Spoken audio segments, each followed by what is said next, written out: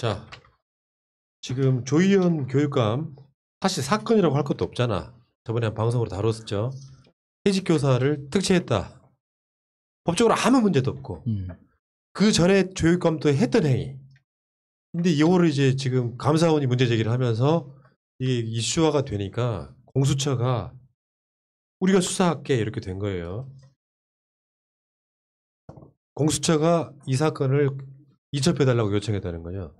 공수처 사건 수사 대상이긴 합니다만 이거는 큰 문제는 없을 거라고 봅니다. 이게 내년에 있을 지방선거용이기 때문에 서울시장 교육감, 서울시장하고 교육감을 우리가 다 가져올래. 예.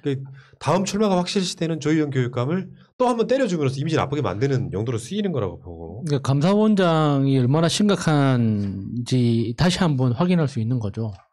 그러니까 이게 감사원 자체에서 자체 감사에서 확인된 걸 이제 검찰 고발까지 끌고 간 거거든요. 고발권을 감사원에서 갖고 있긴 하지만 이 고발한다는 그 자체에 대해서는 내부 법률 검토를 거칩니다. 이게 실제로 이제 법률 위반인지 아닌지에 대해서. 그래서 그 결과를 보고 그 검찰 고발을 진행하게 되는 건데 이게 내부적으로 분명히 문제가 있었을 거예요. 그런데 이 감사원장이 누군지 우리가 다 알잖아요. 그러니까 이게 외부적인 압박이든 내부적인 압박이든 없이는 이런 방식으로 무리한 고소가 진행되기 힘들죠. 그러니까 결과는 뻔한데 괘씸해서 그런 거예요. 괘씸해서. 그 감사원장이라는 사람이. 그러니까 이걸로 지금 장사 잘 해먹고 있는 거잖아요. 본인들이 원하는 대로 조희연 교육감에 대한 이미지를 나쁘게 하는 데는 언론이 이렇게 도와주니까 지금 여기서 공수처를 가서 정말로 수사가 시작되든 안 되든 일단 본인들은 절반의 성공을 한 거예요. 어쨌든 대표님이 말씀하셨던 것처럼 그 교원 특별 채용은 교육감의 재량이고 그리고 공개 경쟁 채용을 진행했기 때문에 사실상 아무런 문제가 없는 것으로. 예. 그러니까 우리가 이제 조국 장관의 사건에서 보듯이 문제화 시키고 하려면 예를 들어서 이게 검찰이 지방선거에 개입을 하고 싶어요. 조희연을 낙마시키고 싶어. 그러면 이 특채권만 갖고 수사하지 않죠. 조희연을 낙마시키려면 또 다른 무언가. 예. 조희연 교육감의 자녀도 인턴 증명서를 발급받았는지 봐야 되는 사건이죠. 난 이런 점에서 공수처가 우리한테 이첩해달라고 요청한 것이 어떤 의도인지 모르겠습니다만 검찰 같은 의도는 아닐 거라고 봅니다. 문제는 지금 이제 공수처하고 검찰이 어마어마한 힘겨루기 들어갔어요. 재밌는 게 내부 규칙 발표를 했는데 김학의 사건 관련해서 검찰로 돌려보냈잖아요. 공수처로 원 사건을 돌려보냈잖아. 공수처가 만든 내부 규칙은 이거예요. 수사는 검찰이 하되 지금 하청 준 거니까 영역을 주니까 하되 기소할지 말지는 우리가 판단하겠다. 그 너무 당연한 거 아닙니까? 그러니까 우리 검찰개혁의 기본 취지 자체가 수사와 기소를 분리하자는 거잖아요. 그러니까 수사와 기소를 검찰이 다 독점하고 있으니까 내가 수사했는데 결론적으로 기소를 못하면은 무능력자로 찍힐까봐 억지로 기소하는 게 지금 검찰 증거 조작이나 뭐 증인 조작 이런 역사적 과오로 나타나는 거잖아요. 그러니까 그거 하지 말자고 분리한 건데 그러니까 공수처가 이렇게 기소권이 있다고는 하지만 그런 어떤 객관적인 수사에 대한 객관성을 유지하고 그리고 조직의 한계도 있는 거지 않습니까? 그렇게 검찰만큼 엄청나게 큰 조직이 아니기 때문에 이 그러니까 개시는 공수처에서 하되 수사 실무는 검찰에서 진행하고 수사 결과에 대한 최종 판단은 다시 공수처에서 하겠다. 그렇죠. 얼마나 합리적입니까? 그러니까 공수처가 존재하는 이유를 제대로 보여주는 거예요. 이걸 이제 전문용어로 전속적 관할이라고 표현하는데 예를 들어서 우리가 지금은 자체가 수사 인력도 안 되고 그러니까 그런 경우 굉장히 많을 거예요. 안 되고 그러니까 니들이 수사해라고 넘겨줘. 그리고 수사 결과를 보고 공소를 제기할지 말지 우리가 결정할게. 당연한 거예요. 아니 매우 합리적인데 그렇기 때문에 검찰이 난리를 칠 것으로 예상되지 않습니까? 난리 치고 있어요. 지금 치고 있죠. 그러니까. 뭔 개소리야. 왜냐하면 지금 이게 힘겨루기가 시작된 게 공수처라고 하는 전혀 다른 맥락의 수사기관이 하나 생긴 거잖아요. 자신들을 수사할 수 있는. 지금 공수처가 말하고 싶어하는 건 이런 거죠.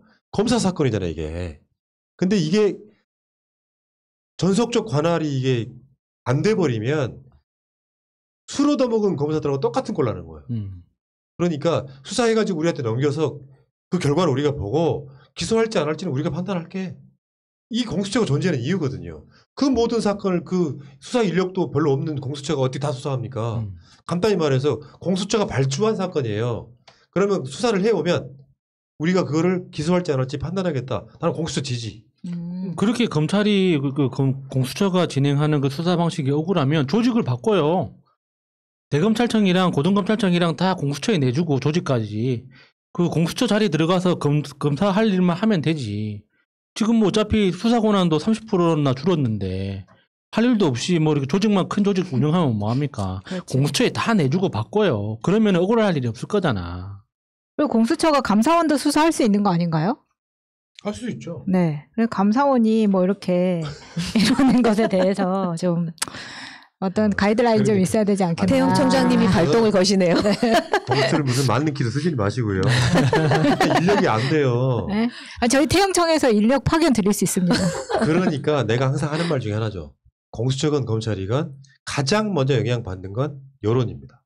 예를 들어서 포털이나 언론 같은 데서 누구누구를 어마어마하게 때려. 수사 안 할 수가 없단 말이에요.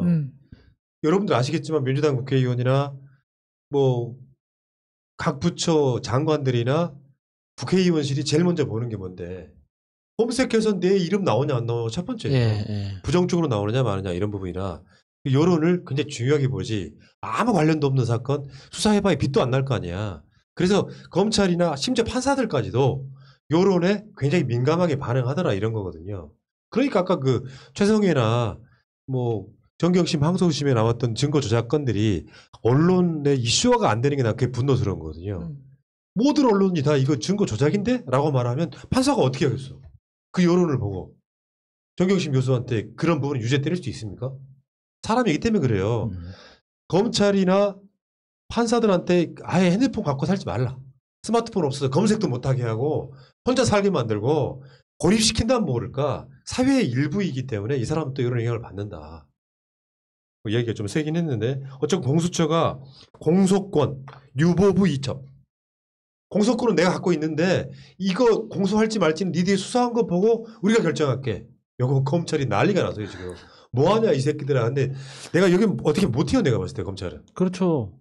법적으로 다 근거가 있는 행동들인데 그거에 대해서 저희들이 뭐 불만이라고 해봤자 법대로 하는 게 공무원인데 뭐 어떡하겠습니까? 아무튼 잘하고 있는 것 같습니다. 기본적으로 검찰하고 공수처가 짬짬이로 가면 아무것도 안 돼요. 그러니까 지금 우리가 봤을 때 파워게임 하는 것처럼 보이지만 예를 들어서 공수처하고 검찰 사이에 아무 문제가 없으면 큰일 나는 거라고. 계속 공수처하고 검찰은 지지고 볶아야 돼요. 그래서 공수처 검사들이 빡이 쳐야 돼요. 그 새끼들 봐라. 우리 새끼들 니들 수사할 수 있는 기관이야. 나는 그 빡이 쳐야지 검찰 개혁이 되는 거지. 공수처하고 검찰하고 막 지지고 볶는다고 그래서 뭔가 불편하게 생각하면 안 돼. 사실은 난 그렇게 생각해요. 그게 견제의 원리거든요. 그리고 한편으로는 겉으로는 지지고 볶는 것 같지만 또 물밑에서 서로 협력하고 있는 건 아닌지. 그럼 할 말이 없다 나는. 우리는 두 눈으로 지켜봐야 돼. 돼요. 현실은 공수처 검사들 입장에서 심리적 우월감이 있을 거라고. 우리는 너희들 수사할 수 있는 주체야. 대한민국 사회에 처음 보는 유형의 캐릭터랄까 이런 게 나타난 거예요. 얘네들 입장에서 검찰들이 우리를 수사 인력이 몇 명 안 된다고 무시하잖아요. 그럼 내부적으로 어떤 생각이 드냐면 저 싸가지 없는 새끼들 이런 생각이 들어요. 그 심리를 계속해서 북돋아야 된다고 우리가. 그러니까 우리 그 민주진보 진영을 지지하는 분들 중에서도 그러니까 김진욱 그 공수처장이나 그 사무처장 이제 그 오신 분들에 대해서 그 의심의 눈을 거두지 못하는 분들이 많아요.